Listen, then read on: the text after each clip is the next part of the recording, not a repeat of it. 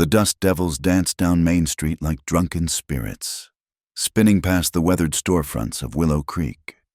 Margaret Sullivan adjusted her bonnet against the afternoon wind, her basket heavy with flour and salt pork from Henderson's General Store.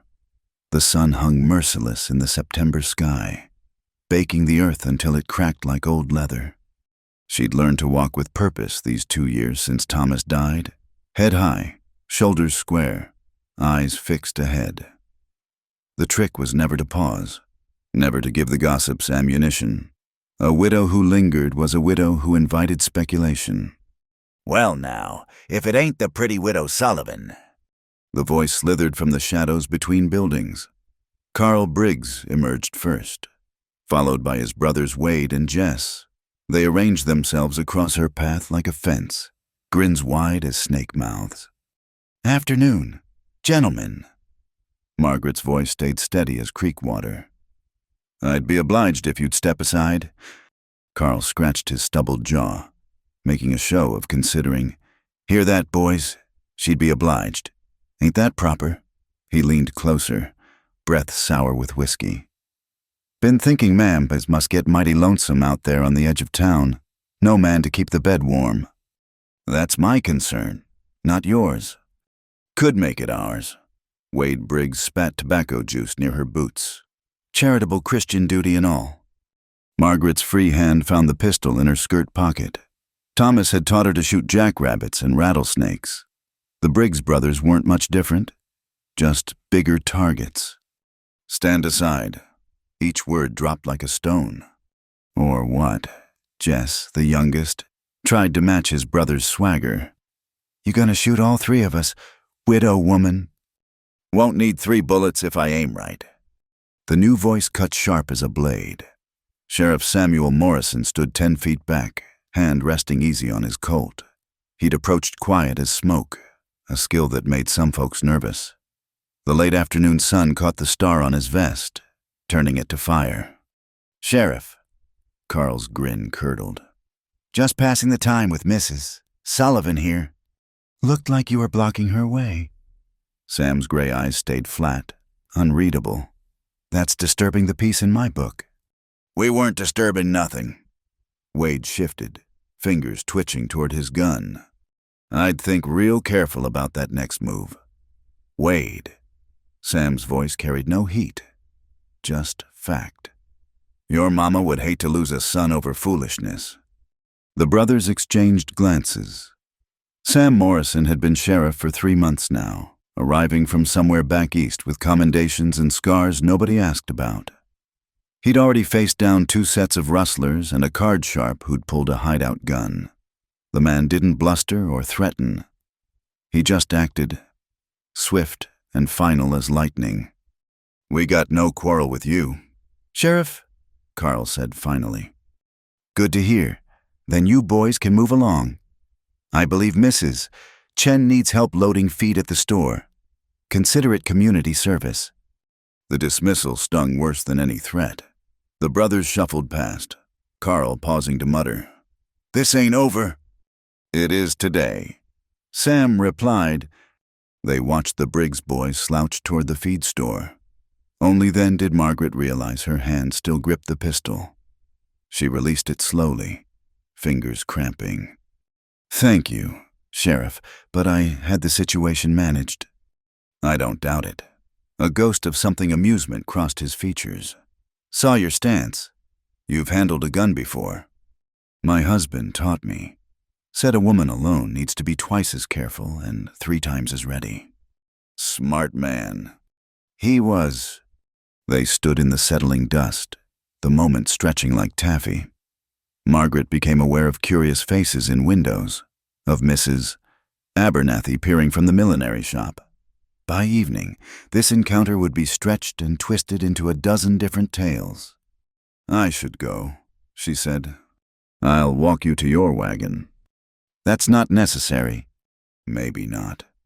He fell into step beside her anyway. But those boys have a way of circling back when they think nobody's watching.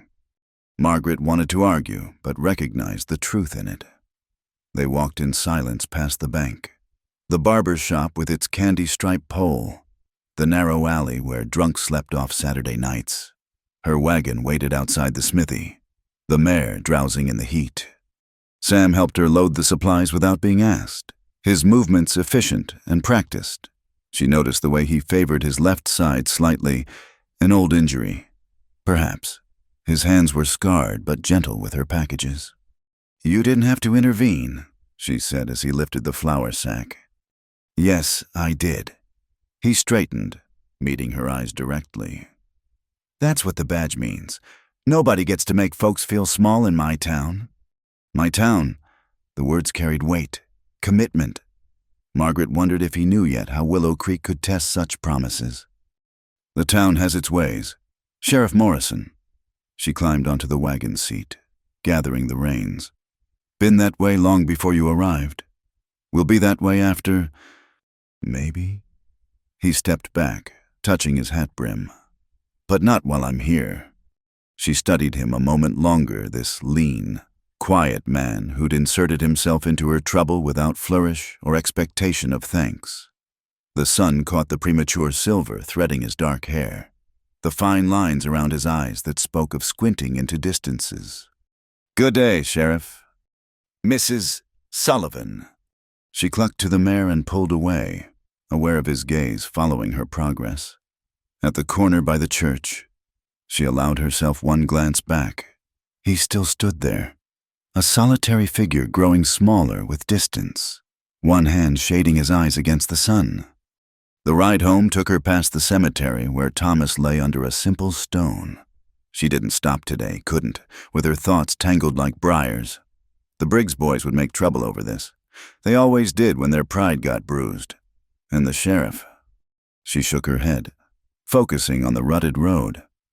Sam Morrison was a complication she couldn't afford. Widows who kept to themselves might be pitied or ignored.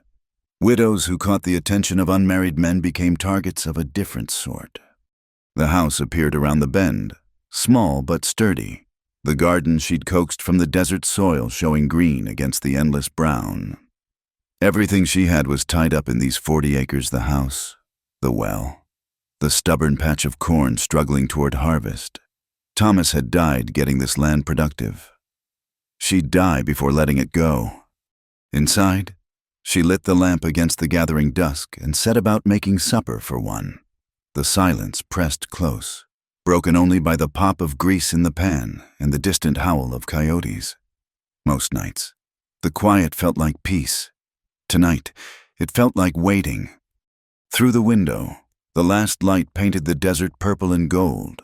Somewhere in town, Sam Morrison would be making his evening rounds, checking doors and watching shadows. She wondered if he ate his supper alone too, if he understood the weight of empty chairs. "Stop it," she told herself firmly. Whatever story the sheriff carried, it wasn't her business. She had corn to tend, a roof that needed patching before winter, and no time for the complications a man would bring.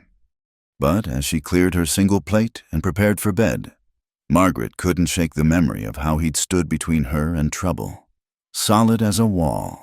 How his voice had carried that particular authority that came not from the badge, but from something deeper, a certainty about right and wrong that Willow Creek hadn't seen in years. The moon rose full and bright, flooding her bedroom with silver light. She lay awake, listening to the house settle and creak, thinking about scarred hands and gray eyes that missed nothing. In the distance, a screech owl called, the sound lonely as a grave. Tomorrow would bring what it brought. The Briggs boys would nurse their grudge, the town gossips would embroider the afternoon's events into scandal, and Sheriff Sam Morrison would walk his rounds, a man who'd claimed this town as his to protect. Margaret turned her face to the wall and willed herself to sleep. She'd learned to be alone. She'd learned to be strong. She couldn't afford to learn anything else. But in her dreams, she stood again in that dusty street. And this time, when the sheriff touched his hat brim in farewell, she let herself smile back. The first time Sheriff Morrison stopped by, Margaret was wrestling with a fence post that had chosen that morning to give up its fight with gravity. She heard the horse before she saw him, the steady clip-clop mixing with her hammering. "Need a hand with that?" She straightened, wiping sweat from her brow, leaving a streak of dirt. Sam sat easy in the saddle, badge catching the morning light. He'd been sheriff 4 months now, long enough for the shine to wear off, but not long enough to look tired. Yet, just making my rounds, he added when she didn't answer, checking the outlying properties. This property's fine. She gripped the hammer tighter. As you can see. He dismounted anyway, moving with that careful grace she'd noticed before. Post looks like it's winning. Despite herself, Margaret almost smiled. It's got the advantage of stubbornness. Mind if I... He gestured toward the post. She wanted to refuse, should refuse, but the sun was already brutal at 8 in the morning, and she'd been fighting this battle for an hour. If you insist on meddling. He took off his coat, rolled up his sleeves.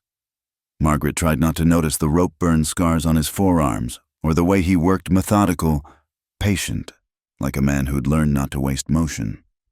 Together they reset the post, Sam holding it steady while she packed rocks around the base. Coffee, the offer escaped before wisdom could catch it. If it's no trouble. They sat on the porch, 2 chairs with careful space between. The coffee was strong and black, the silence companionable, until Sam broke it. That corn's looking healthy. Desert corn's tough, like everything else out here. She sipped her coffee, watching a hawk circle overhead. You didn't ride out here to discuss farming? No. He set down his cup, studying the horizon. The Briggs boys have been talking whiskey talk mostly, but talk has a way of becoming action with those 3. Let them talk. It's my job to prevent trouble, not just clean it up after. He turned to face her. Might be wise to stay closer to town for a while, just until they cool down. Margaret's spine stiffened. This is my home. Sheriff, I won't be run off by 3 boys who never learned manners. Not suggesting you run, just be careful. I'm always careful. She stood, the interview clearly over. Thank you for your help with the fence. He rose too, settling his hat. Mrs. Sullivan.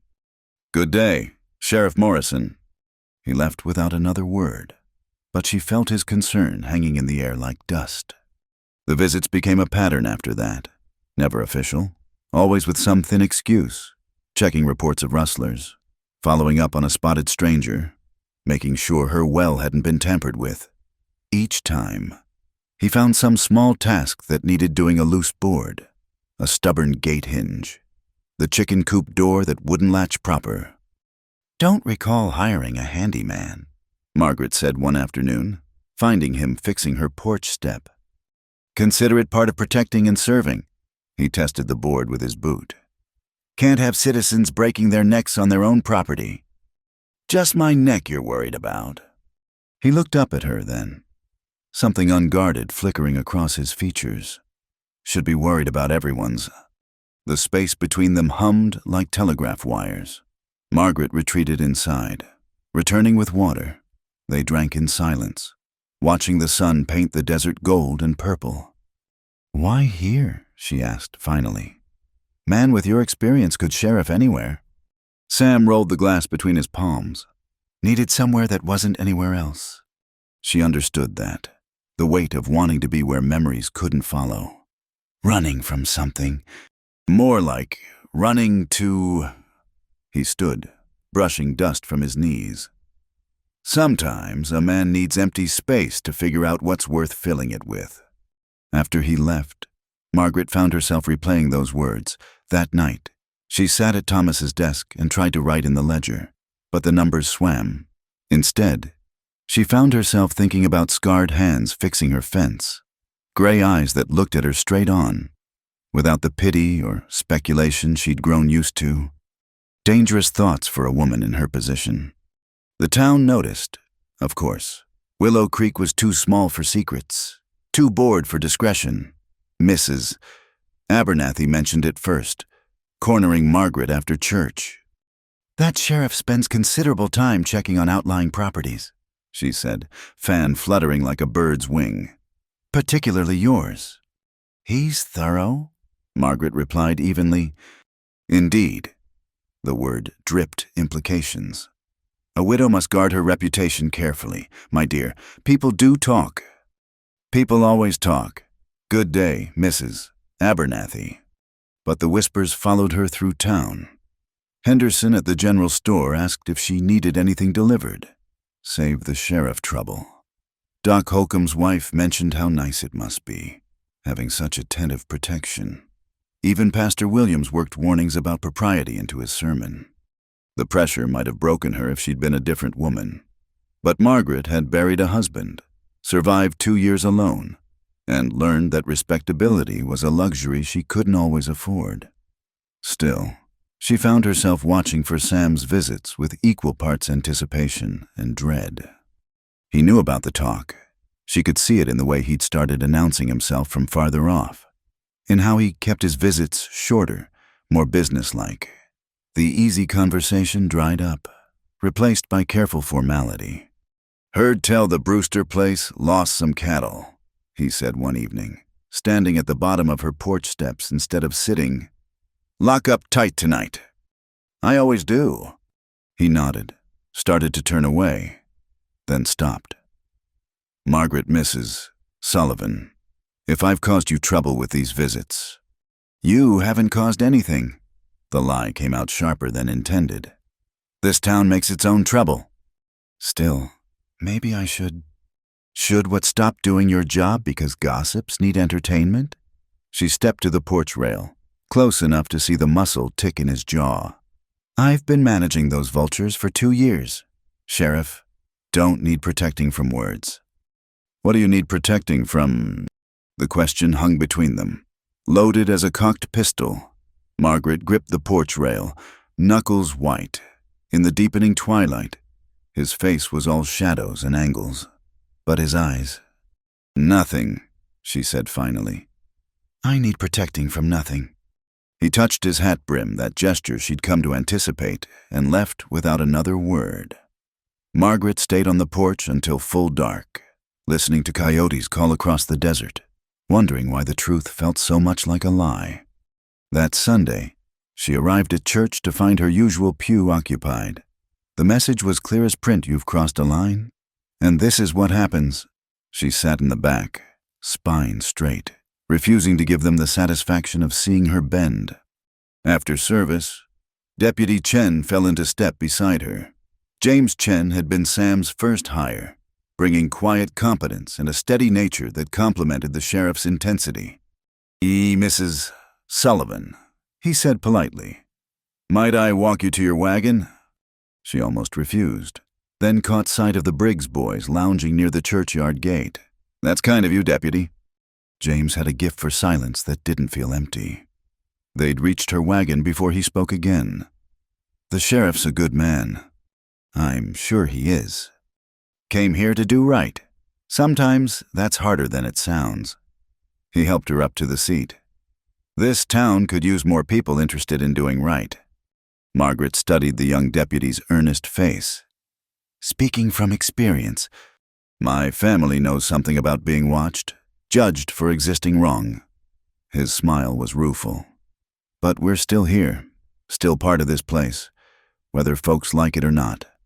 She thought about his words all the way home, about the Chinese families on the edge of town, the Mexican vaqueros who'd been here longer than anyone but were still treated as outsiders, about Sam Morrison, trying to bring law to a place that preferred its own brutal version of order, about herself, a widow who wouldn't disappear conveniently into poverty or remarriage. That night, she sat at her kitchen table with the lamp burning low and admitted what she'd been fighting for weeks. She watched for him, listened for his horse. Found herself saving up things to tell him, small moments, observations about the desert, questions about where he'd come from and why he stayed. Foolish, dangerous, but in the quiet of her empty house, with only the wind for witness, Margaret allowed herself to speak the truth aloud. "I'm falling for a man I can't have." The words dissolved into darkness, but their weight remained. Tomorrow she'd rebuild her walls, strengthen her resolve. Tomorrow she'd remember all the reasons this couldn't happen. But tonight, she let herself remember the way he'd said her name just once. Just Margaret, like it was something worth keeping safe.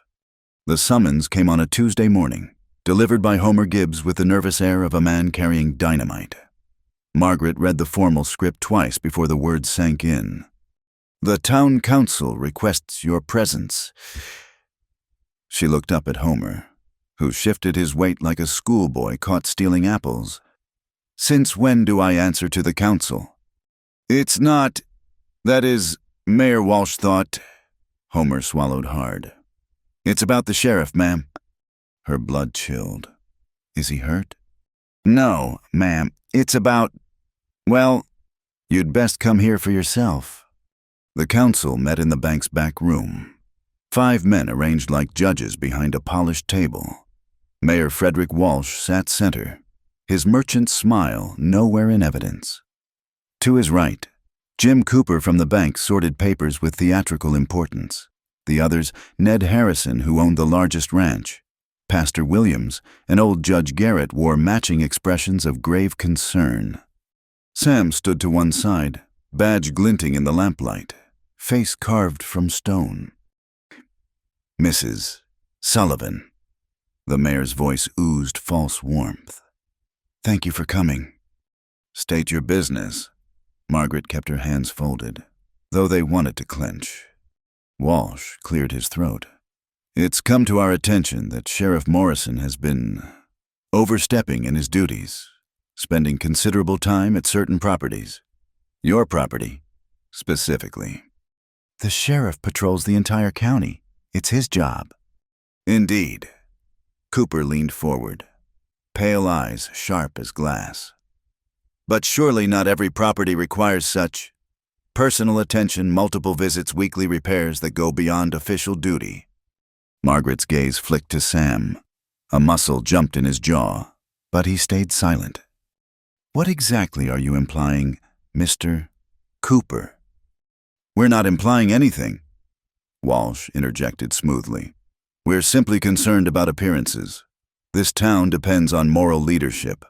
When our sheriff shows particular favor to a widow living alone, people notice, people talk."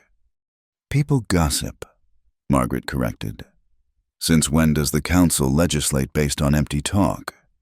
Judge Garrett spoke up, voice dry as desert wind. "When that talk threatens the stability of law enforcement in this town, the sheriff's authority rests on respect. If citizens question his judgment, his motivations, that authority crumbles. My motivations are clear." Sam spoke for the first time, each word precise, protecting all citizens equally. "Are they equal?" Harrison challenged. "Or does one citizen receive extra protection? Tell me, Sheriff. How many times you've visited the widow Martinez, the Johnsons, the Chinese families by the creek?" "I visit where I'm needed." "And Mrs. Sullivan needs you. Frequently." The insinuation hung poisonous in the air. Margaret stepped forward before Sam could respond. "What I need is to tend my land without harassment. The sheriff has prevented that harassment. If that bothers you, perhaps you should ask why harassment was allowed before he arrived."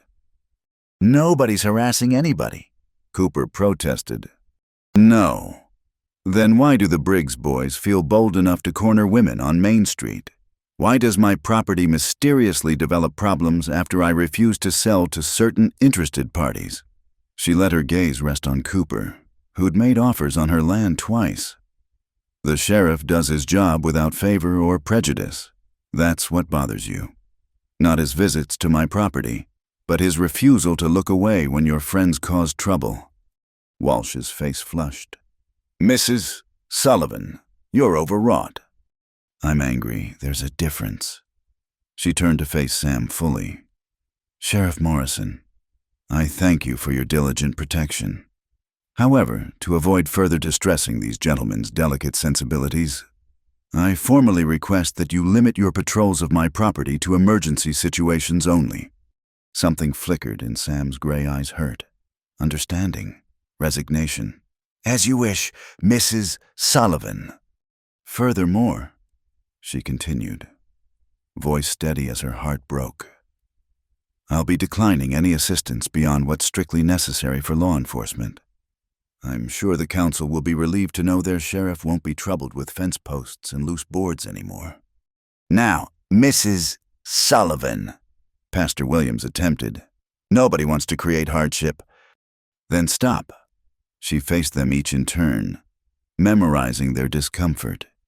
"You've made your point. The sheriff and I understand perfectly. Good day, gentlemen." She swept out, leaving silence thick as molasses behind her. Outside, the sun struck like a fist. Margaret made it 3 blocks before the shaking started. She ducked between buildings, pressing her back against rough wood, breathing through the rage and humiliation. They'd done it, turned something clean into something shameful, made her choose between her reputation and... what? A friendship. The possibility of more. Footsteps crunched on gravel. She knew without looking it was Sam. "I'm sorry," he said quietly. "I should have seen this coming. Should have been more careful." "Stop!" She couldn't look at him. Not yet. "This isn't your fault." Isn't it? I knew what they'd think, what they'd say. He exhaled roughly. "I didn't care. Selfish of me." Now she did turn. He stood in the narrow alley's entrance, shoulders bent like Atlas, carrying the world, for the first time since he'd arrived. Sam Morrison looked defeated. "You were doing your job," she said. Was I? His smile held no humor. Every broken fence, every loose board, was that the job? Or was I just looking for excuses to what? He met her eyes then, and the naked honesty there stole her breath. "To see you, talk to you, feel like somebody saw me as more than a badge and a gun." The words hung between them, irretrievable. Margaret pressed her palms against her skirts, fighting the urge to reach for him. "We can't," she whispered. "You know we can't." "I know." He stepped back, rebuilding his walls with a visible effort. "I'll respect your wishes. Emergency situations only." "Sam." "It's Sheriff Morrison." His voice gentled the correction. "Has to be now." She nodded, throat tight. They stood in that dusty alley, 3 feet and 1,000 miles apart, while the town went about its business around them. "Take care of yourself, Margaret," he said finally. "Lock up tight.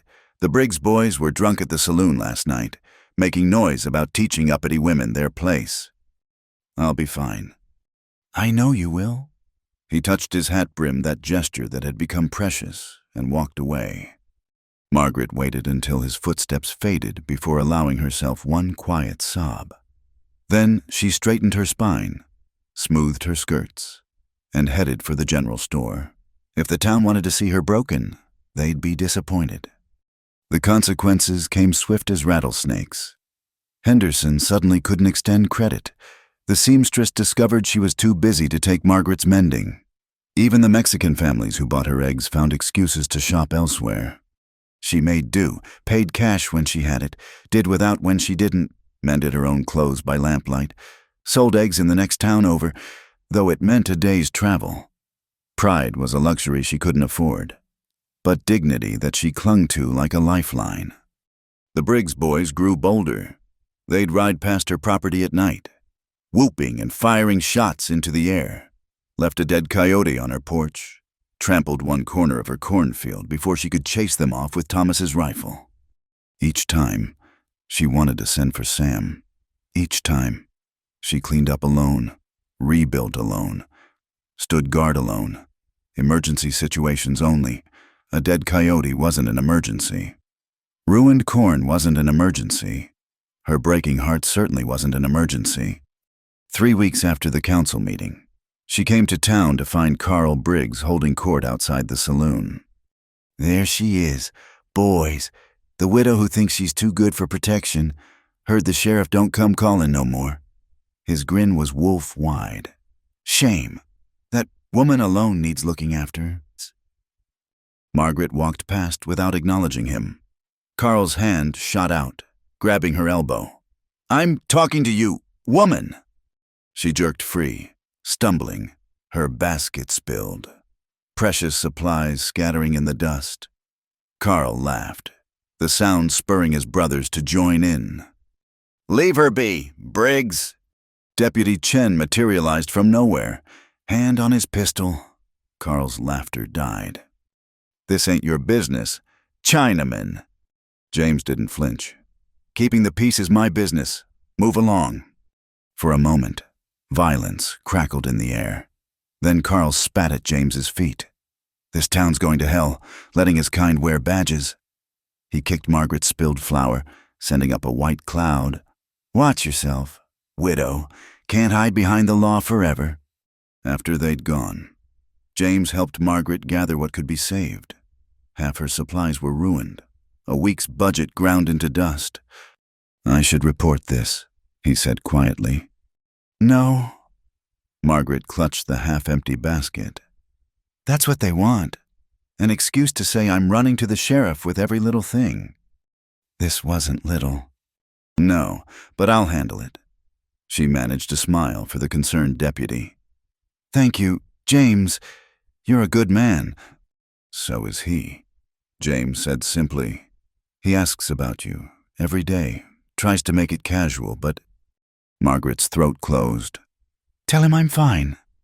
"Are you—" She looked at the ruined supplies, thought of her empty pantry, her dwindling savings, the corn that might not survive if the Briggs boys returned. Thought of Sam, doing his rounds alone, both of them trapped by other people's small minds and smaller hearts. "Tell him I'm fine," she repeated, and walked away before the lie could choke her. That night, she sat on her porch with Thomas's rifle across her lap, watching the desert turn silver under a rising moon. Somewhere out there, Sam was keeping watch too. She wondered if he looked at the same stars, if he thought of her, if he regretted that moment of honesty in the alley.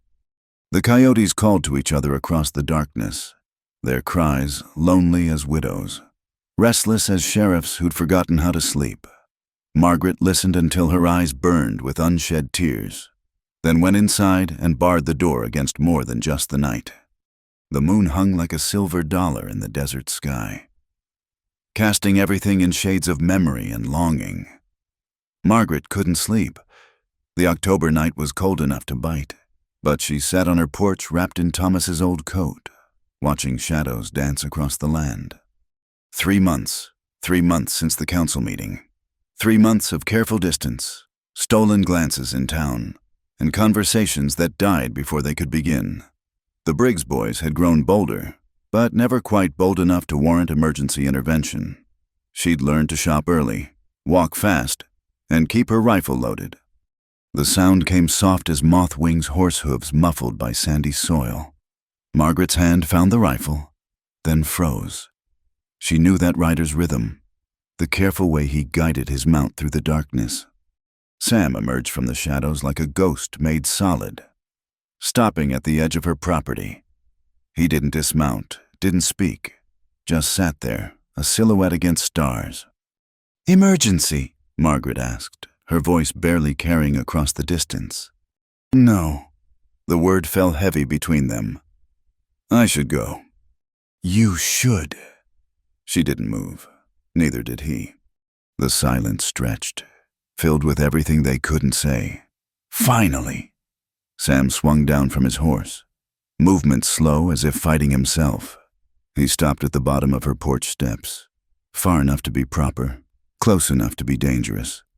"I ride by every night," he admitted.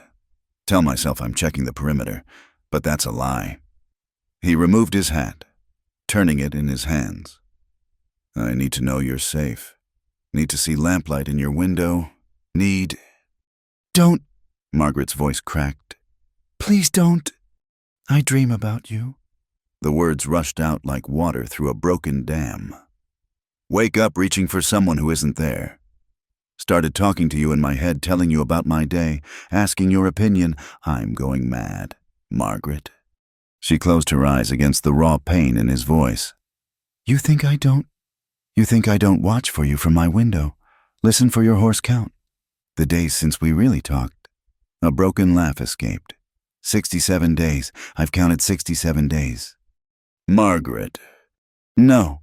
She stood, rifle forgotten, hands gripping the porch rail. We agreed. We can't. To hell with what we agreed. He took one step up. To hell with the council, the gossips, all of it. I'm tired of pretending I don't. Don't what? The challenge sparked between them like flint on steel. Don't love you. The words hung in the air. Irrevocable. Margaret felt them settle into her bones, terrible and sweet as honey mixed with poison. You can't love me, she whispered. Too late. Another step. Now she could see his face clearly in the moonlight, carved sharp with longing and frustration. Been too late since that first day, maybe before. Maybe I came here looking for you without knowing it. Sam. His name was a prayer and a plea. Tell me to leave. His voice roughened. Tell me you feel nothing. Tell me to get on my horse and never come back. Say it, and I'll go. Margaret tried, opened her mouth to speak the words that would save them both. But what came out was, I can't. He was up the steps before she could breathe, pulling her against him, his mouth finding hers with desperate certainty. Margaret made a sound surprise. Surrender. She didn't know and kissed him back with 3 months of suppressed hunger. His hands tangled in her hair, scattering pins. Hers gripped his shoulders, feeling solid muscle and warm life beneath the cloth. They kissed like drowning people finding air, like desert finding rain, like all the words they couldn't say needed to be spoken through touch alone. When they broke apart, both breathing hard, Sam pressed his forehead to hers. You'll drive me crazy, Margaret whispered, the words escaping unbidden. He smiled then, the first real smile she'd seen from him in months. Then go mad, he murmured, hands cradling her face with infinite gentleness. Go mad with me. His thumb traced her cheekbone, the touch sweeter than anything forbidden had a right to be. Margaret shivered, not from cold, but from the intensity of being seen, being wanted, being held like something precious after so long alone. We're fools, she said, even as she leaned into his touch. Yes, he kissed her forehead, her temple, the corner of her mouth. Complete fools. They'll destroy us for this. Let them try. His arms tightened around her. I've faced down worse than small-minded gossips. Hell, I've been shot at by professionals. The council doesn't scare me. They should. Margaret pulled back enough to see his face. They have power here. They can make life impossible. Life without you is already impossible. He tucked a strand of hair behind her ear. These 3 months, Margaret, I've upheld every law in this town except the one they can't write down, the one that says I'm not allowed to love you.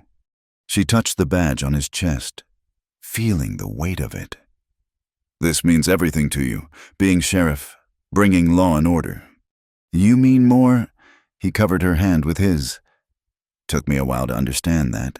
Kept telling myself the job came first. The town needed me focused. But a man who's half alive isn't much good to anyone. And if they take your badge, then I'll find other work. His jaw set with quiet determination. I'm good with horses. Can work cattle. Hell, I'll dig ditches if it means I can court you proper without sneaking around like a thief. The word court sent warmth flooding through her. Such a simple, honest word for what they'd been denied. I don't need courtship, she said softly. I need this, just this, the truth between us. Sam studied her face in the moonlight, his gray eyes seeing too much. You're scared. Terrified. She didn't try to hide it. I've already lost one man I loved. And this, what we're doing, it's not just risking gossip. The Briggs boys. Others like them, they'll see it as permission to escalate. You know they will. I won't let them hurt you. You can't be everywhere. She touched a scar on his jaw. another on his temple. And you've already got enough marks from protecting people. He caught her hand, pressing it flat against his chest where his heart beat strong and steady. Got room for more if it means keeping you safe. That's what I'm afraid of. They stood wrapped in each other as the moon tracked across the sky, neither willing to break the spell. Sam told her about his day the drunk he'd arrested, the dispute over water rights he'd mediated, the way Deputy Chen was teaching him Chinese curse words. Margaret shared her own small victories and defeats the corn that might actually make a decent harvest, the hen that insisted on laying eggs in the strangest places, her plans to trade preserves for winter supplies. Normal things, the kind of conversation couples had at day's end, comfortable and ordinary. It felt like rebellion. It felt like home. I should go, Sam said eventually, though he made no move to leave. Yes. Margaret didn't step away from his embrace. Tomorrow the Hendersons are bringing their wagon to town. If you happen to need supplies at the same time, that would be coincidence. A smile tugged at her lips. Pure coincidence. And if I happen to be making rounds near the general store? Your dedication to duty is admirable. Sheriff. He kissed her again, slow and deep, like he was memorizing the taste of her. How am I supposed to let you go? Practice, she murmured against his mouth. We'll need lots of practice at letting go if we're going to survive this. I'd rather practice holding on. But eventually, he did step back, hands sliding reluctantly from her waist. They stood separated by mere inches that felt like miles. Lock up tight, he said, falling back on familiar words. The Briggs boys were causing trouble, I know. She managed a shaky smile. Some things don't change. Some things do. He touched her face once more, light as a promise. Everything's changed. He retrieved his hat, settled it on his head, became Sheriff Morrison again. But his eyes remained Sam's, warm and wanting, and hers. Margaret watched him mount up and ride away, disappearing into the darkness like a dream she couldn't quite hold. Her lips still tingled from his kisses. Her body still carried the memory of his warmth. Inside, she barred the door and leaned against it, heart racing like a wild horse. They'd crossed a line tonight, admitted truths that couldn't be taken back. The smart thing would be to pretend it never happened, to rebuild the walls between them even higher. But Margaret Sullivan had been smart for 37 months. Smart and careful and alone. Maybe it was time to be foolish. She prepared for bed, movements automatic while her mind spun. In the darkness of her room, she pressed fingers to her lips and let herself remember every moment, the desperation in his voice, the tenderness in his hands, the way he'd said her name like a prayer. Then go mad, she whispered to the empty room. And for the first time in 3 months, she smiled. Outside, coyotes called across the desert, their cries no longer lonely, but wild and free. Margaret fell asleep to their song, dreaming of gray eyes and gentle hands, of a man who thought she was worth more than a badge, of a love that refused to be buried under other people's fears. Tomorrow would bring what it would bring, but tonight, in the secret darkness of her heart, Margaret Sullivan was loved, and that was worth any madness that might follow. The sandstorm hit at 3 in the afternoon, turning day to dusk in minutes. Margaret had seen it building on the horizon, a wall of brown fury rolling across the desert like God's own wrath. She'd barely gotten the chicken secured and the windows shuttered before it struck. The house shook under the assault. Sand found every crack, every gap, filling the air with grit that coated tongue and throat. Margaret huddled in the kitchen, a wet cloth over her face, listening to the world tear itself apart outside. Through the howling wind came another sound, horses, many horses riding hard. Her blood turned to ice. Nobody rode in a sandstorm unless driven by something worse than weather. The first window shattered as she reached for Thomas's rifle. A torch followed, trailing fire across her floor. Margaret stomped it out, coughing in the smoke-thick air. just as her door exploded inward. Tom Wallace filled the doorframe like a nightmare made flesh. Behind him, shapes moved in the swirling sand, his gang, faces wrapped in bandanas, eyes wild with purpose. Widow Sullivan. Wallace's voice carried over the storm. Time to settle accounts. Margaret raised the rifle. Get out of my house. Your house, Wallace laughed, an ugly sound. This house sits on land that should have been mine. Your husband knew it. The bank knew it. Everybody knew it but the judge who got paid to look the other way. Thomas bought this land fair. Thomas stole it. Rage twisted Wallace's features. Just like this town stole everything. My family's ranch, my father's good name. Well, today's collection day. A crash from town echoed through the storm explosion or collapse. Margaret couldn't tell. Wallace smiled at the sound. Boys are keeping your sheriff busy. Amazing what chaos a few men can cause in weather like this. Bank's already burning. Maybe the church next, or that pretty little schoolhouse. You're insane. No, ma'am, I'm righteous. He stepped inside, sand swirling around him. But I'm not without mercy. You leave now. Walk away from this place, and I'll let you live. Stay and burn with it. Margaret's finger tightened on the trigger. Third option, you leave in a pine box. Wallace moved faster than a man his size should. The rifle went off, lead punching into the doorframe as he knocked it aside. Margaret fought with desperate strength, but Wallace was bigger, stronger, meaner. He slammed her against the wall, stars exploding across her vision. Always did like a woman with fight, he growled, breath hot on her face. Shame to waste it? Margaret drove her knee up hard, earning a grunt of pain. She twisted free, scrambling for the rifle, but one of Wallace's men was already there.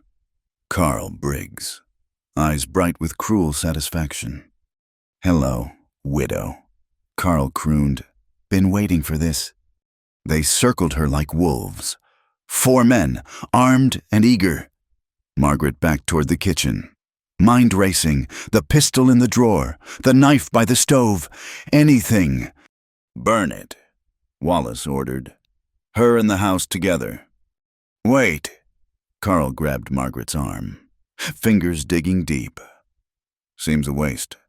Woman like this, all alone, might want company first. The shot came from outside, sharp as judgment. Carl's hat flew off, along with a piece of ear. He screamed, clutching his head, blood seeping between fingers. Margaret, get down. Sam's voice, barely audible over the storm, but unmistakable. Margaret dropped as gunfire erupted. Wallace's men scattered, returning fire blind into the swirling sand. She belly-crawled to the kitchen, found the pistol, checked the cylinder. 6 shots. Had to make them count. Through the broken window, she glimpsed shadows dancing in the storm. Sam out there somewhere, probably alone or near enough. The gang had split their forces, counting on the sandstorm to cover their crimes. They hadn't counted on him coming for her. Wallace roared orders, trying to rally his men. Margaret peeked around the doorframe, spotted him crouched behind her overturned table. She fired once, twice. Wood splinters flew, driving him back. Kill them both, Wallace shouted. $10 bonus to whoever brings me the sheriff's badge. The firefight intensified. Margaret couldn't see Sam, but heard his rifle speaking steady defiance. One of Wallace's men made a break for better cover and crumpled halfway there. Another tried to flank through the bedroom and met Margaret's pistol. 4 shots left. Then silence except for the wind. Sheriff's down, someone yelled. Lie or truth? Margaret couldn't tell. Her heart hammered against her ribs. Carl Briggs appeared in the kitchen doorway, ear still bleeding, face twisted with rage. Just you and me now, widow. She fired. Click! Misfire or empty chamber didn't matter. Carl's grin widened as he advanced. The knife felt small in her hand, but it was sharp, well used. When Carl lunged, she met him halfway. They crashed together, grappling in the sand-thick air. He was stronger but wounded, blood making his grip slick. The knife found flesh. Carl howled, stumbling back. Wade Briggs burst in, took in his brother's state, and charged with a roar. Margaret threw the knife, catching him in the shoulder, but he kept coming. His hands found her throat. The window exploded inward. Sam rolled through, came up firing. Wade dropped like a stone. In the same motion, Sam spun, putting 2 rounds into Tom Wallace as the outlaw tried to draw. Sudden stillness. The storm still raged, but the human violence had ended. Sam crossed to Margaret in 2 strides, hands checking for injury. "Are you hurt, Margaret? Talk to me." "I'm fine." Her voice came out raw. "You—" Blood soaked his left sleeve. Sand caked every inch of him. But he was alive, solid, there. "Takes more than a sandstorm and some outlaws to stop me." He pulled her against him, fierce and quick. "Thought I'd lost you. When I saw the smoke—" "The town." "Chen and the others are handling it. I came for you." He framed her face with dirty hands.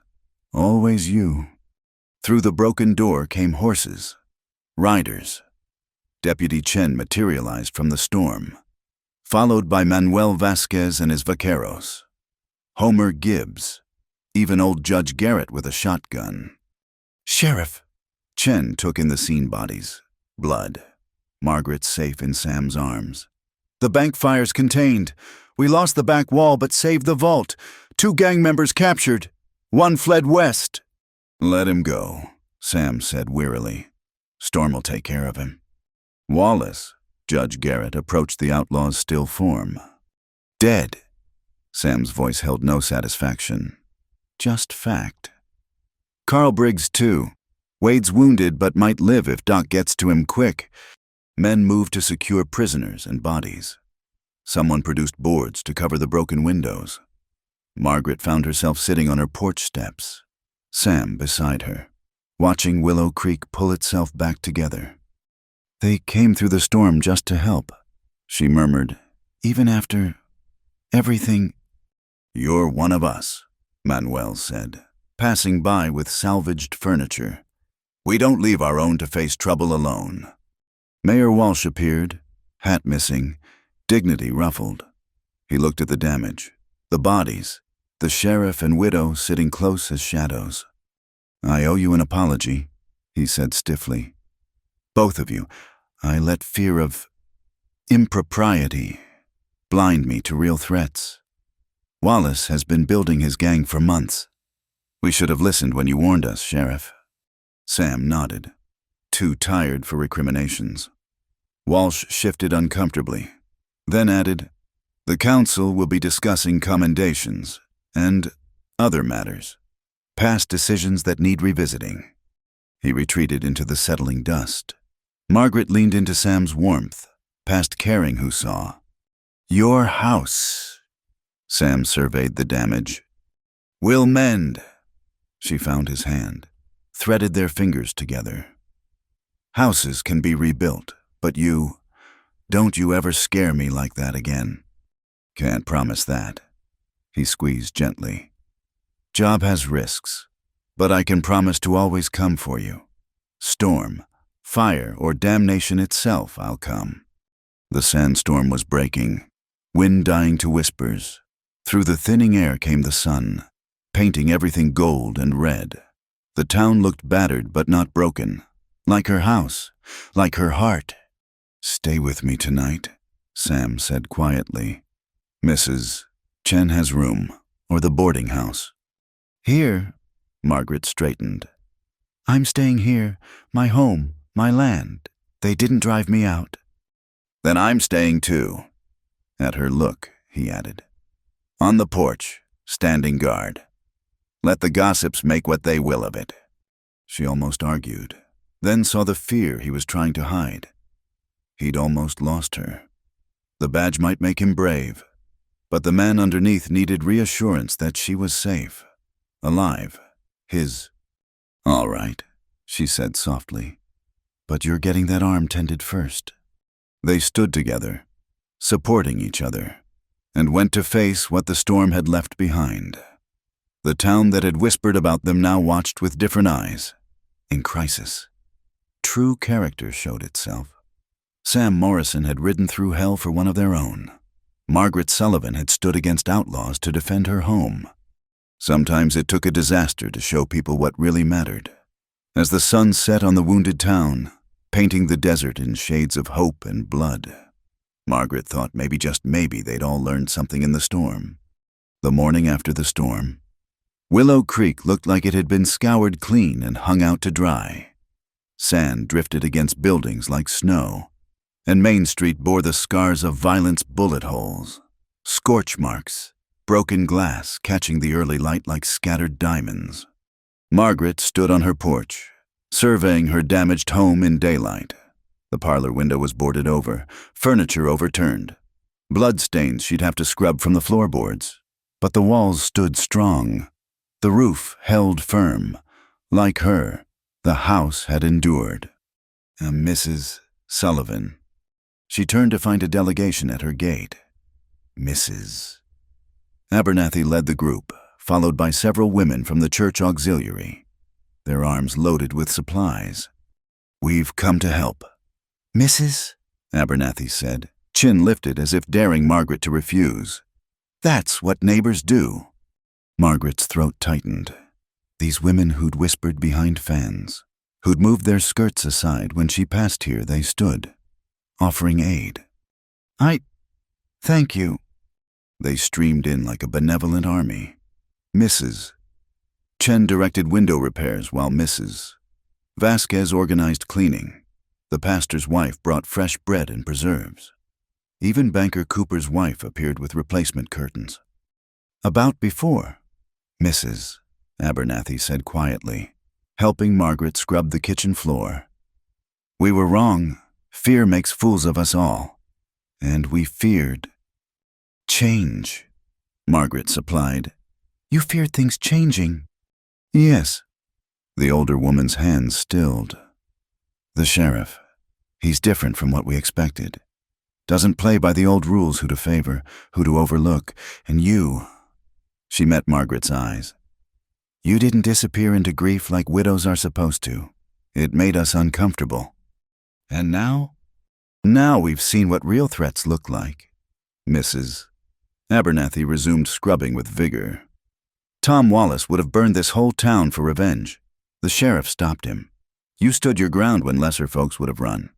That's worth more than propriety." By noon, the house looked almost normal. Women who'd barely acknowledged her for months now shared recipes and gossip, their chatter filling spaces that had been silent too long. Margaret moved among them in a daze, accepting help she'd never thought to receive. Sam arrived as the ladies were leaving, hat in hand, badge glinting. The women's chatter died momentarily, then resumed at higher pitch. Mrs. Abernathy paused at the door. "Sheriff Morrison," she said formally, "thank you for your service to our community." "Ma'am."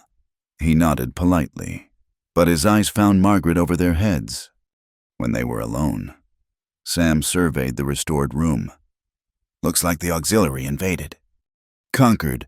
More like—" Margaret sank into a chair, exhausted but oddly light. "They scrubbed, organized, and rearranged half my life. I'll be finding things in new places for weeks." He sat across from her, movements careful. Doc had bandaged his arm, but she could see the pain he was hiding.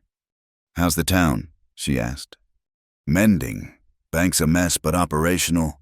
3 businesses need significant repairs, and..." His jaw tightened. "We lost Homer Gibbs.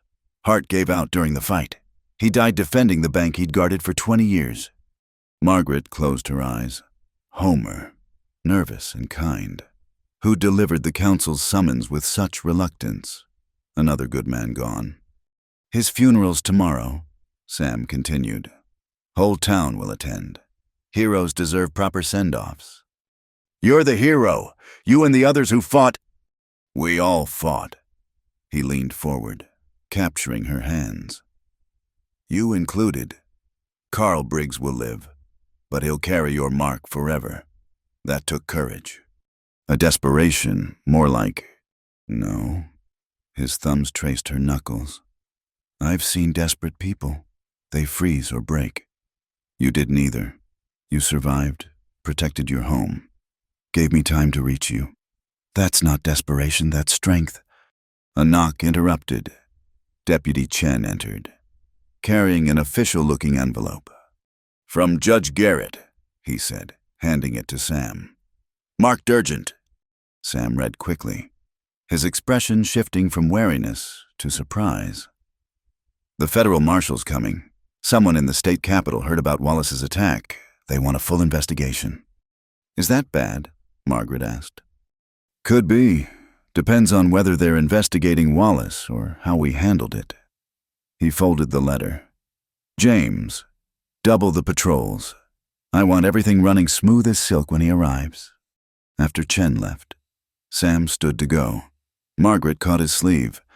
Stay for supper, she said. No skulking, no excuses. Just stay. He searched her face. People will see. Talk. Let them. I'm tired of caring what people think. She managed a smile. Besides, the auxiliary invaded my kitchen. I have enough food for an army. They ate on the porch as sunset painted the desert gold and crimson. Neighbors passed, some waving, some staring.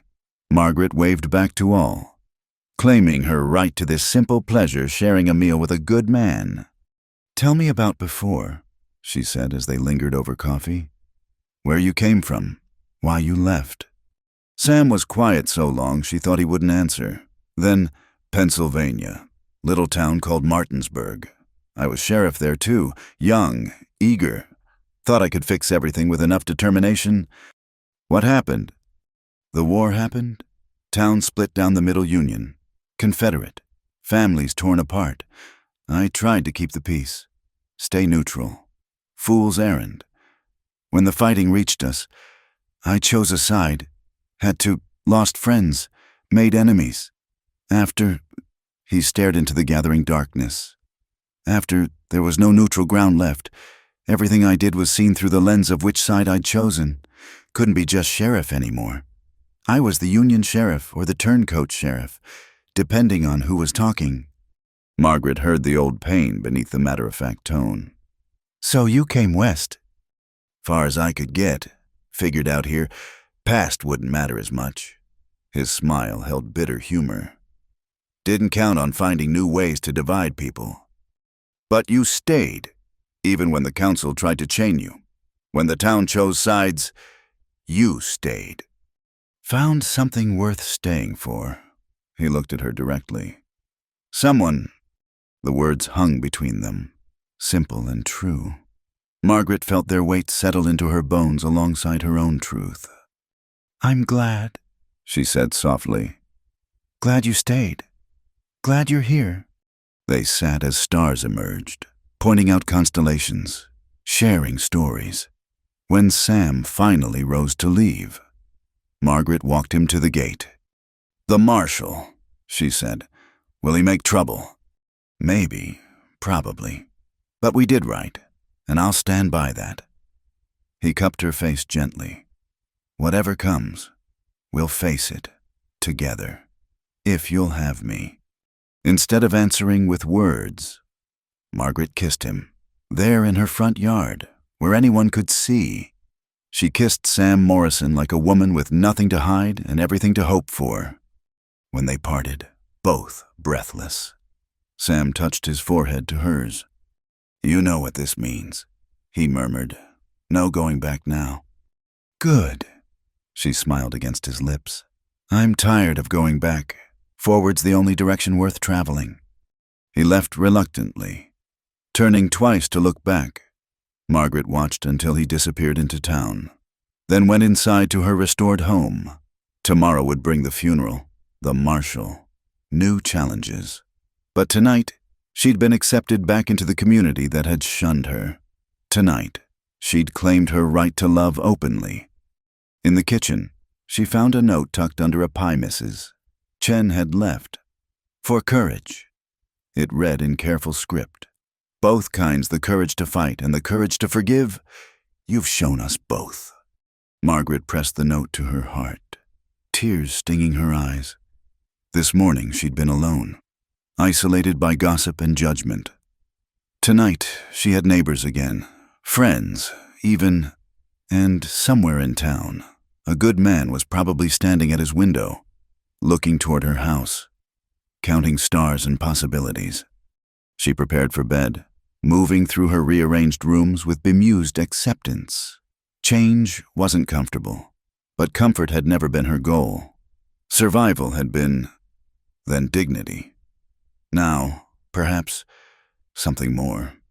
Through her bedroom window, she could see lanterns still glowing in town. People rebuilding, preparing, coming together. The storm had torn through their comfortable divisions, forcing them to see each other clearly.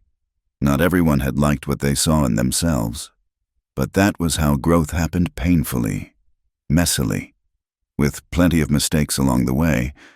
Margaret blew out her lamp and settled into bed, listening to the desert's night sounds. Tomorrow would be hard, the days after, harder still, but for the first time in years, she faced the future without dread. Whatever came, she wouldn't face it alone. And that made all the difference.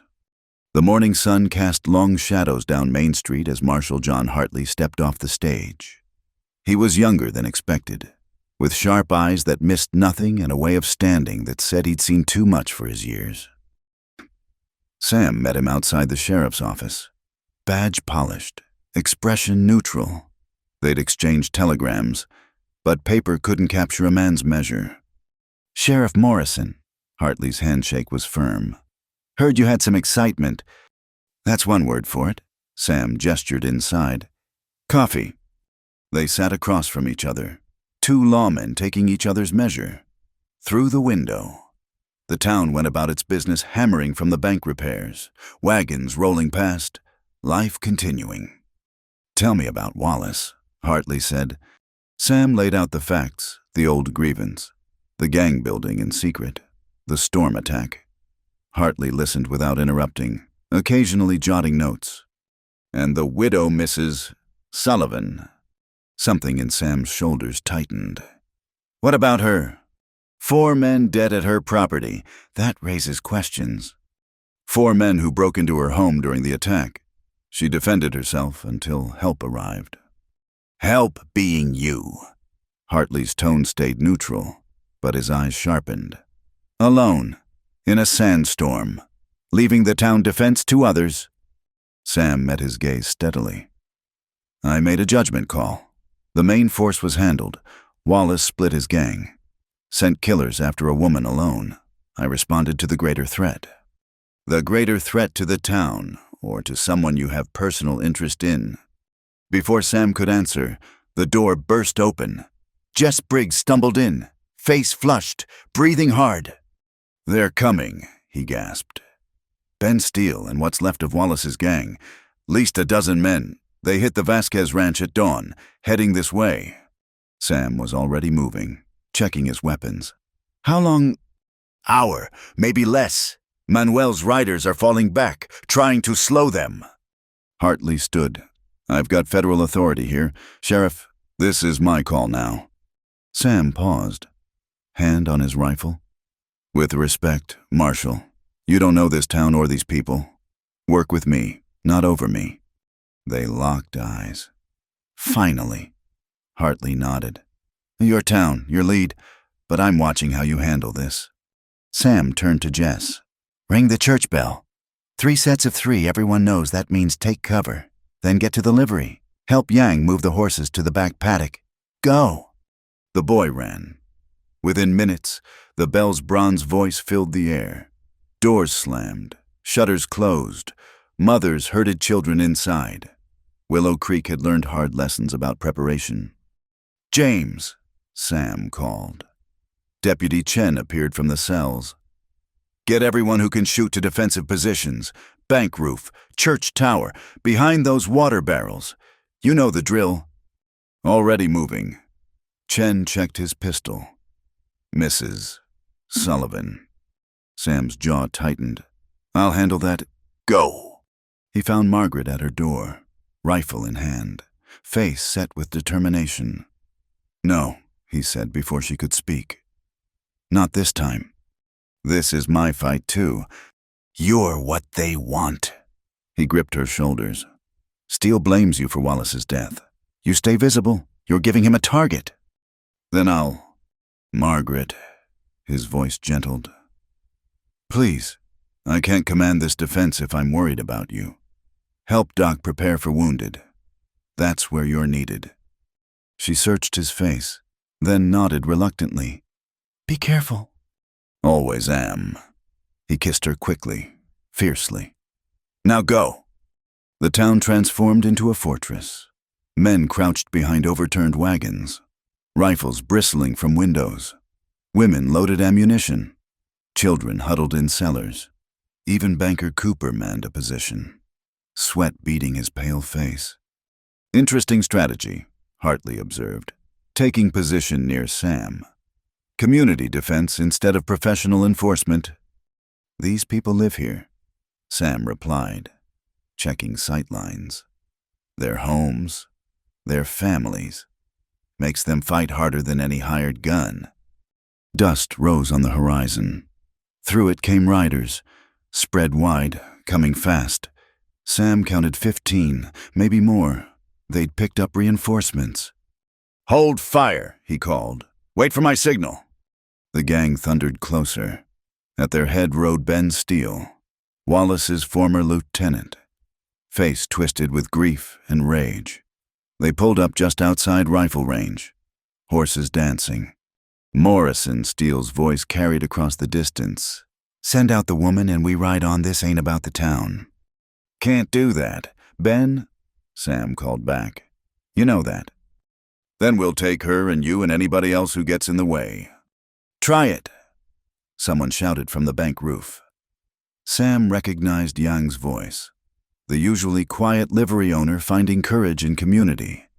Steele raised his hand. The gang spread wider, preparing to charge from multiple angles. Sam's finger found his trigger. Marshal, he said quietly. Might want to duck. The attack came like thunder.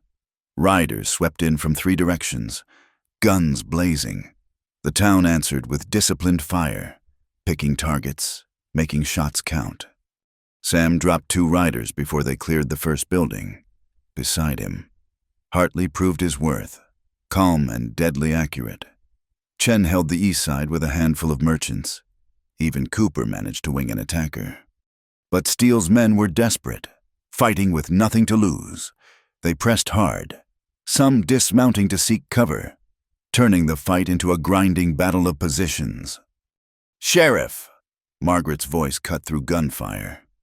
Sam spun to see her pointing toward the church. Smoke rose from the back Steele had sent men to circle around. Chen fire at the church. Sam was already moving. Hartley, hold here. He sprinted across open ground, lid whining past. 3 outlaws were trying to burn out the defenders by firing the church.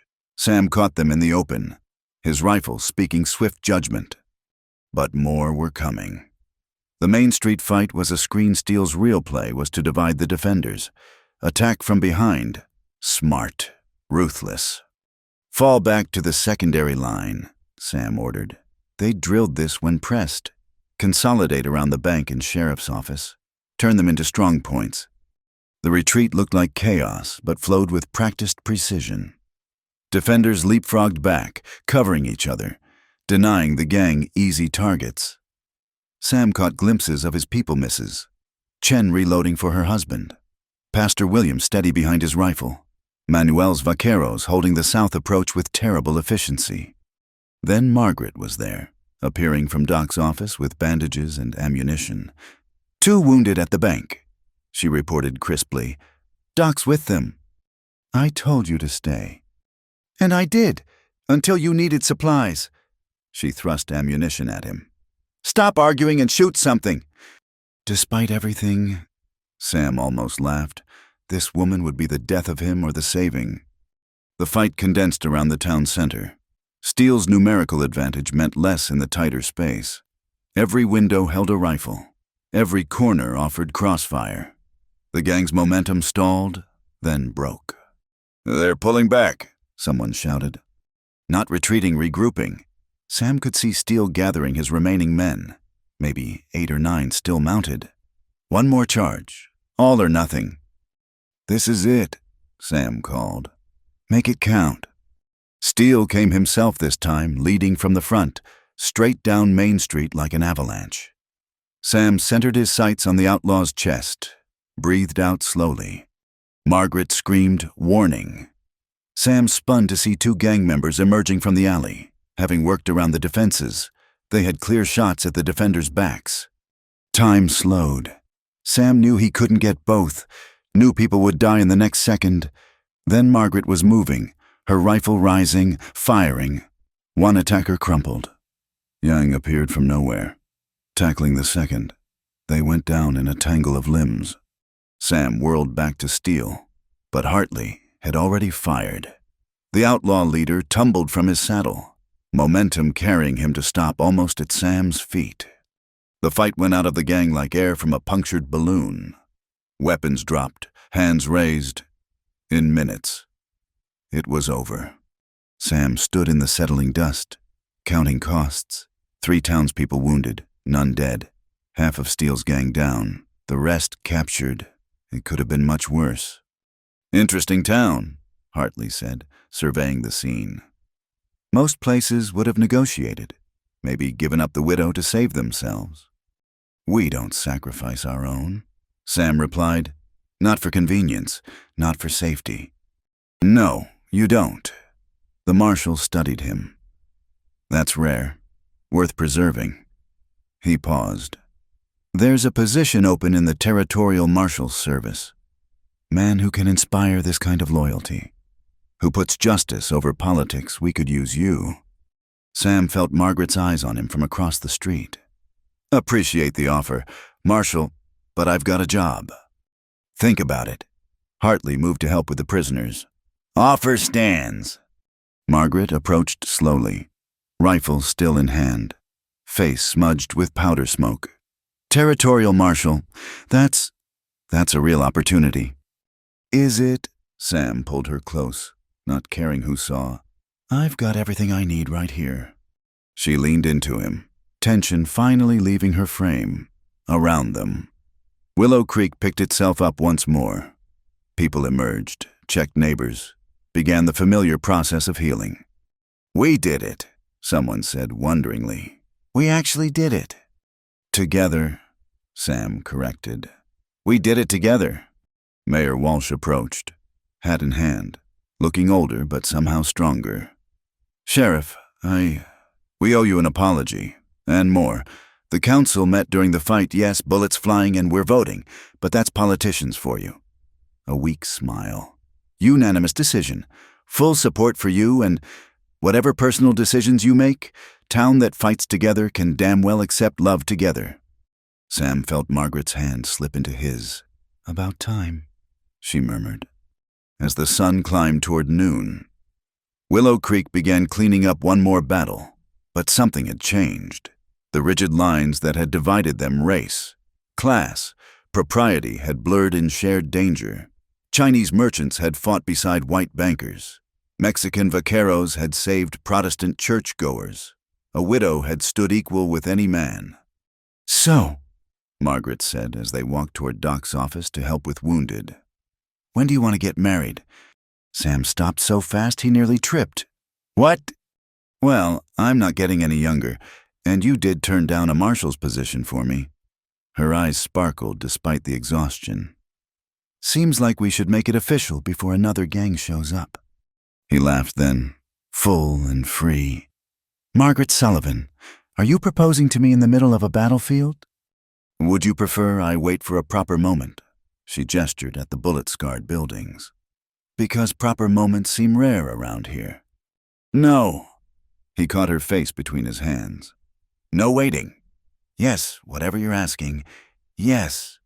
She kissed him there in the street, while neighbors cheered and Marshal Hartley shook his head in amusement. Let tomorrow bring what it would. Today, love had won its own battle, and that was worth any price. "Come on, Sheriff," Margaret said, tugging him toward docks. "Heroes don't stand around kissing. They help with the cleanup." "Yes, ma'am." He followed willingly, heart lighter than it had been in years. "Whatever you say." Behind them, Willow Creek continued its transformation. One choice at a time, one bullet-scarred board at a time, one joined hand at a time. It wasn't perfect. It never would be, but it was theirs. And they'd earned it in blood and courage and trust.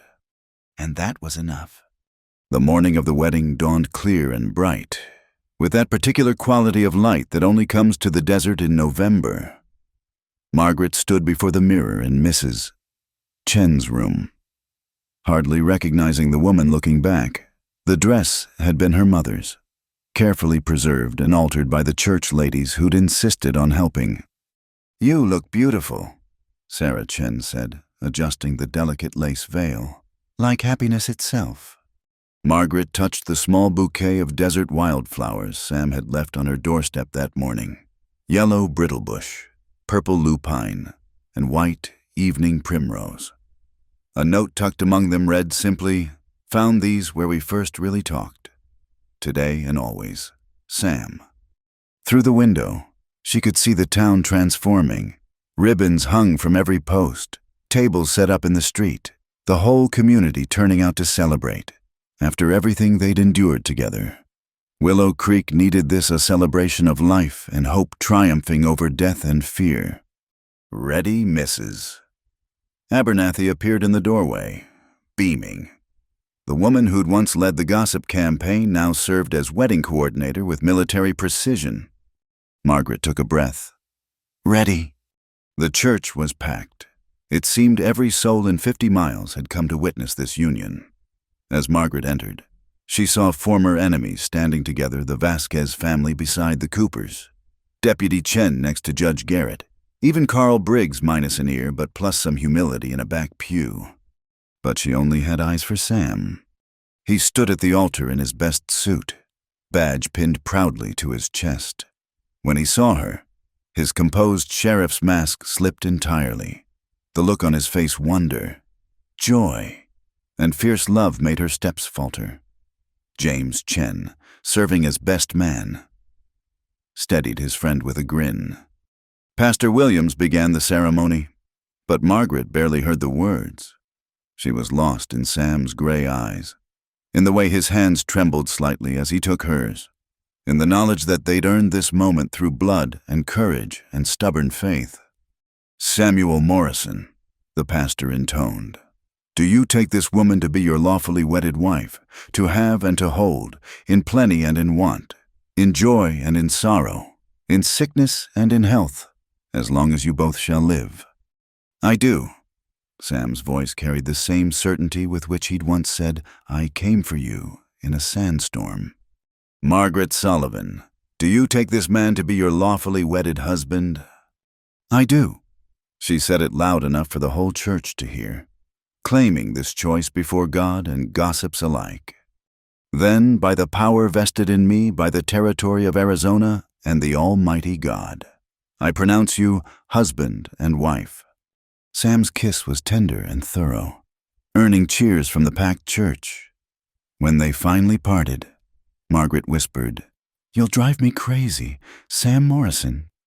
"Then go mad, Mrs. Morrison," he murmured back, eyes dancing. "Go wonderfully, blissfully mad." They walked back down the aisle to thunderous applause, out into a street transformed into a festival. Tables groaned under food from every kitchen in town. Manuel's musicians struck up a lively tune. Children ran between adults' legs, sticky with honeycakes misses. Chen had made. Mayor Walsh approached during the reception, looking almost humble. "Sheriff, Mrs. Morrison." He cleared his throat. "The council wanted to present you with this." He handed over an envelope. Inside was the deed to a piece of land near Pikes Creek prime grazing territory with good water access. "Wedding present from the town," Walsh explained. Figured you might want to expand that farm, maybe raise horses. Town could use a good horse operation, especially with a lawman's eye for quality. Margaret felt tears threaten. This land was worth more than money, it was acceptance, apology, and welcome home all in one. Thank you, Sam said simply, understanding the gesture's weight. We'll do right by it. As afternoon melted into evening, Margaret found herself watching the celebration from the church steps. Sam joined her, 2 cups of punch in hand. "No regrets?" he asked. "None." She leaned into his warmth. "You?" "Only that it took so long to get here." He set down the cups, pulled her close. "When I came west, I thought I was running from something. Turns out I was running to you." Pretty words, Sheriff. True words. He spun her into an impromptu dance, there on the church steps. "I love you, Margaret Morrison. Love your strength, your stubbornness, the way you stand up to anyone including me. Love that you fought for your home and then fought for us. Keep talking like that and you really will drive me crazy," she warned, but her smile gave her away. Marshal Hartley approached as the stars began to appear. He'd stayed for the wedding, claiming he needed to finish his report, though Margaret suspected sentiment played a part. "Hell of a wedding," he said, raising his glass to them. "Hell of a town, too. My offer stands, Morrison, but I'm starting to think you'd be wasted in the marshal service. What you've built here." He gestured at the mixed crowd. "The former enemies now sharing stories and drinks. This is worth more than any badge I could offer." After he walked away, Sam turned to Margaret. "He's right, this is worth everything." The town. "You, us, this life we're building." He tucked a strand of hair behind her ear. "I came here looking for emptiness to fill. Found you instead, and you filled everything, my days, my dreams, my heart." "Sam Morrison, when did you become a poet?" "About 5 minutes after I met you." He kissed her temple. "You inspire foolishness in sensible men." The party continued around them, but they existed in their own world. Tomorrow would bring the work of building a life together, merging 2 properties, learning each other's rhythms, facing whatever challenges the frontier threw their way. But tonight was for dancing and laughter, for toasts from unlikely friends, for children playing in the streets without fear. The town that had nearly broken them apart now celebrated their union, understanding finally that love, real love, strengthened rather than weakened, built rather than destroyed. As the evening wound down, Sam and Margaret made their rounds, accepting good wishes and gentle teasing in equal measure. Even the Briggs brothers offered grudging congratulations, Jess mumbling something about the sheriff being all right for a lawman. Finally, as midnight approached, they slipped away to Margaret's, now their homestead. The house had been repaired and expanded with help from the whole town. A proper bedroom added. The kitchen enlarged. On the porch sat 2 chairs instead of 1, waiting for evening conversations. "Welcome home, Mrs. Morrison," Sam said, carrying her over the threshold. "Welcome home, Sheriff," she replied, arms around his neck. "Though, technically, you're the one moving in with me. Best arrest I ever made, letting you capture me completely." They stood in their kitchen, holding each other, listening to the desert night sounds that had once seemed lonely but now sang of home. Through the window, distant lights of town twinkled like earthbound stars. "What are you thinking?" Margaret asked. "About that first day, you facing down the Briggs boys alone, me wondering who this fierce woman was. Never imagined we'd end up here." "Here's good," she said softly. "Here's perfect." "No," Sam corrected, tilting her chin up. "Here's just the beginning." As they retired for the night, the old sheriff's badge sat on the dresser beside Margaret's wedding bouquet, symbols of duty and love intertwined. Outside, coyotes called across the desert, their cries no longer mournful but celebratory, as if even the wild things knew that sometimes, against all odds, love wins. 5 years later, children would play in the yard of the Morrison Ranch. their laughter mixing with the neighing of horses bred for intelligence and stamina. Sam would still wear the badge, but lighter now, supported by a town that had learned to see justice as protecting all, not just some. Margaret would run not just a household, but a horse operation that drew buyers from 3 territories. And sometimes, on quiet evenings, they'd sit on their porch and remember the storm that brought them together, not the sandstorm, but the storm of human prejudice and fear they'd weathered. They'd tell their children how love required courage, how community meant standing together, how even the driest desert could bloom if given water and care and stubborn faith. But all that was still to come. Tonight, there was just Sam and Margaret, 2 souls who'd found each other against all odds, building their first night of forever in a house that had known loneliness but would never know it again. The desert wind whispered around the eaves, and if it sounded like a blessing, perhaps it was. After all, this was a land of miracles where water could spring from rock, where love could grow from conflict, where a widow and a sheriff could rewrite the rules simply by refusing to let go. In Willow Creek, the lights slowly dimmed as the town settled into sleep, dreaming of the feast, the dancing, the joy of seeing 2 good people find happiness. Tomorrow would bring its challenges, as all tomorrows do. But tonight, love had won, and that was enough. That was more than enough. That was everything. Thank you so much for listening to our story today. I'm curious, where in the world are you listening from? Please share in the comments below so we can connect and discuss what you thought of Margaret and Sam's journey. If you enjoyed this tale from the Old West, please subscribe to Wild West Night. Hit that like button, and don't forget to press the hype button to help more people discover these stories. Your support means the world and helps keep these Western tales alive.